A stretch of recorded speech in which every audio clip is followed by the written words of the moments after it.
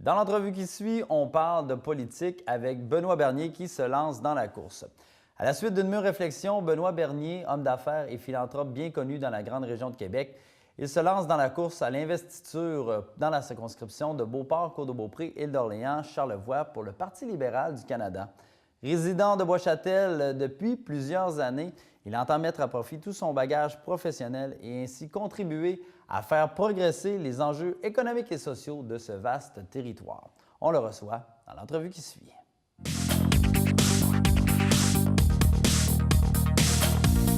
Monsieur Bernier, bonjour, comment allez-vous? Bonjour, M. Rioux. Très, très bien, merci. Benoît Bernier, candidat à l'investiture pour le Parti libéral du Canada. Donc, vous êtes de ceux qui croient encore qu'on peut changer les choses en politique? Totalement.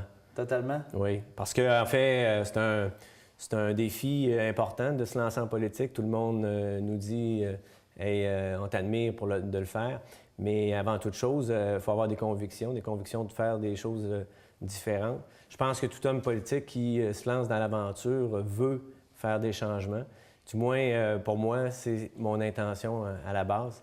Je sais que j'ai des qualités que j'ai acquises au fil des années dans les différentes implications que j'ai pu avoir qui vont me permettre de mener à bien les différents dossiers qui peuvent se présenter lorsqu'on est député. On va en parler un peu plus tard de votre parcours professionnel. Mais d'entrée de jeu, moi, je veux que vous me parliez de vous un peu. Qui est Benoît Bernier? Benoît Bernier, c'est un homme qui a grandi, si on veut, dans le domaine des assurances. J'ai travaillé 6 ans en Ontario et pour un cabinet de courtage et une compagnie d'assurance. Okay. Je faisais du dossier toujours pour les entreprises, donc j'ai toujours eu affaire avec des entreprises dans ma carrière au niveau de l'assurance. Par la suite, mon père avait une entreprise familiale à Québec, à Charlebourg précisément, et ça s'appelait Assuratech. Alors j'ai été amené à venir après 6 années en Ontario, me joindre à l'entreprise familiale. Et par la suite, j'ai grandi dans l'entreprise familiale. Mon frère y était aussi. Alors on a été deux à continuer à faire perpétuer l'entreprise. Mon père nous a permis de racheter son entreprise dans les années 90, fin des années 90 et 2000. Et par la suite, on a opéré jusqu'en 2008, où est-ce qu'on a vendu l'entreprise à Groupe PM Terroir. Donc, vous avez toujours un peu travaillé au service des gens, si on peut dire ainsi. Tout à fait. Vous dites dans votre pamphlet que votre parcours professionnel vous a permis d'acquérir et de développer les qualités requises pour devenir une personne publique. Donc, vous faites référence à quoi au juste? J'ai été impliqué énormément depuis mon retour sur Québec dans des organismes tels le Rotary, le Club Rotary de Québec, que j'ai été président en 2000. J'ai été impliqué aussi à la Chambre de commerce de Charlebourg, puis à la suite d'une fusion, je suis resté impliqué au niveau de la Chambre de commerce de Québec. J'ai été, entre-temps, aussi impliqué beaucoup déjà à la Chambre de commerce de Québec, que je faisais du recrutement de nouveaux membres. Donc, je me suis toujours investi dans le milieu. L'autre chose que j'ai fait dernièrement, j'ai été président de la Chambre de 2011, en fait, Chambre de à commerce 2012. de Québec. Chambre de commerce de Québec. Et une expérience extraordinaire parce que j'ai pu à ce moment-là rencontrer énormément de gens de différents milieux, économiques, culturels, le tourisme. On est approché, lorsqu'on est à la Chambre, par différents organismes pour voir d'abord comment on peut les aider, comment on peut les appuyer dans les démarches. C'est une expérience incroyable et je suis aussi privilégié d'avoir pu servir les gens de la communauté d'affaires. Beaucoup d'implications sociales, cette implication, ce dévouement-là, c'est important pour vous? Ça fait partie de mes gènes, je pense. Mon père et ma mère ont toujours été impliqués dans leur milieu et je l'ai entendu parler toute ma vie. Donc, c'est quelque chose qui est assez naturel chez moi. C'est pas, ça fait partie vraiment intrinsèque de mes valeurs. Pour moi, donner, faire du bien alentour de moi, c'est primordial.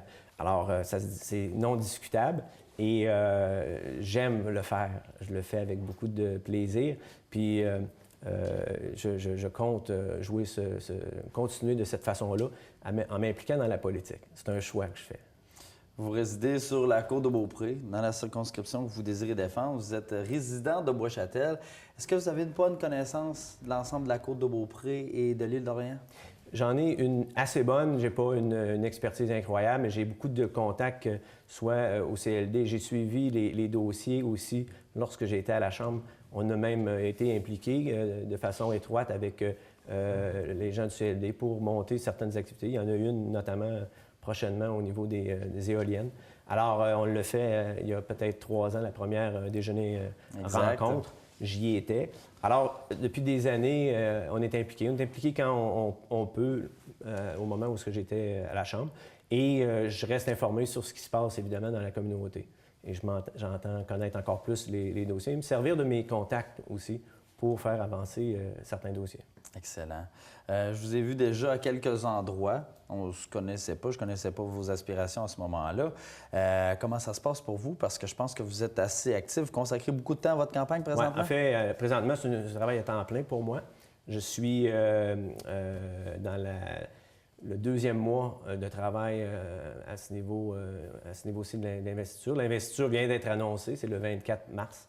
Okay. Et 24 mars qui s'en vient. Donc, prochainement, je n'aurai qu'à faire des suivis avec les gens qui ont décidé de m'appuyer dans mes démarches pour devenir le candidat officiel. Puisque une course à l'investiture signifie qu'on a souvent des adversaires.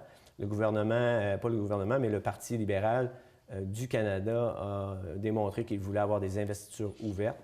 Et les gens doivent évidemment trouver des gens qui vont les appuyer dans leur démarche afin de gagner, en fait, cette investiture-là. J'imagine que vous vous présentez à la population. Souvent, les gens ne sont pas gênés quand ils voient qu'il y a des personnes qui se lancent en politique. Ils veulent vous parler, ils veulent vous dire ce qui ne marche pas, ce qu'ils aimeraient qu'il change. Alors, comment ça se passe pour vous à ce niveau-là? Qu'est-ce que les gens vous disent? C'est un fait que les gens, d'abord, sont inquiets en ce moment et on le sent bien. Puis les gens sont fatigués de voir qu'il y a un gouvernement qui ne donne peut-être pas le rendement qu'il devrait donner. Il y a des inquiétudes aussi par rapport au chômage. Dans le 1 à 1, parce que mes rencontres se font beaucoup en petits groupes, des groupes de 1 personne, 3 personnes, et les gens, évidemment, les entreprises, j'ai rencontré aussi beaucoup d'entrepreneurs, les entrepreneurs qui ont des défis de garder leur entreprise en vie pour conserver les emplois. Je pense que la région, la circonscription, qui n'est pas homogène, est complètement différente d'un point d'entrée qui est Beauport, qui en fait Sainte-Thérèse-de-Lisieux, Courville et Montmorency. Et jusqu'à Baie-Sainte-Catherine, les besoins vont être différents. Donc, il va falloir s'adapter, il va falloir avoir des gens qui répondent à des besoins différents dans chacune de ces régions-là, à même la circonscription. Puis je pense que ça, j'ai les capacités pour pouvoir bien mener à front les différents enjeux. Alors, les gens vont nous donner leur feedback. Ils veulent des gens dynamiques, ils veulent des gens qui les écoutent. C'est important. Sentez-vous que les gens veulent du changement? Oui, les gens, je pense, veulent plus être dans l'opposition. Ils veulent être au pouvoir. Au pouvoir, mais pouvoir changer les choses, tout en les faisant de la bonne façon. Je pense que le message que j'entends beaucoup, c'est ça. C'est votre première expérience véritable en politique. Qu'est-ce qui vous a motivé à tenter votre chance à l'investiture? En fait, dans la dernière année, j'ai eu une opportunité où est-ce que j'ai pris une pause professionnelle. J'ai choisi ça. Je voulais me repositionner dans le travail que j'allais faire, mais il y avait 2 conditions pour mon prochain travail.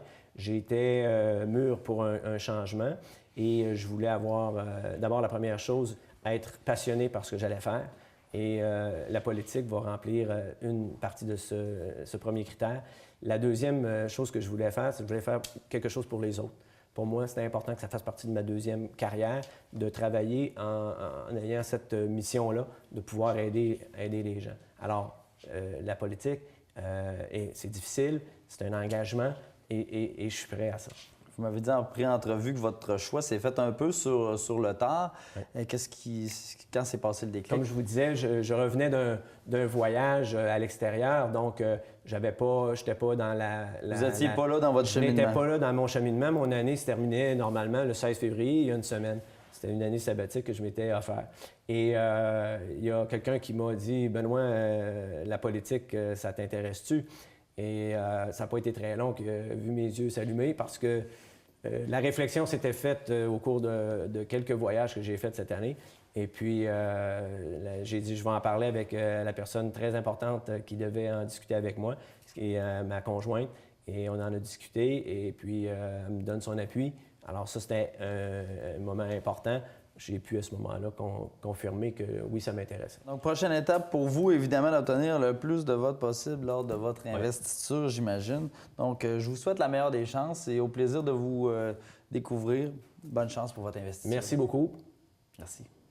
Soyez nos yeux et nos oreilles sur le terrain. Pour une question, commentaire, suggestion de reportage ou scoop à partager, communiquez avec nous par courriel à 1heure-d'ici@dailydici.com ou par téléphone au 418-827-2169.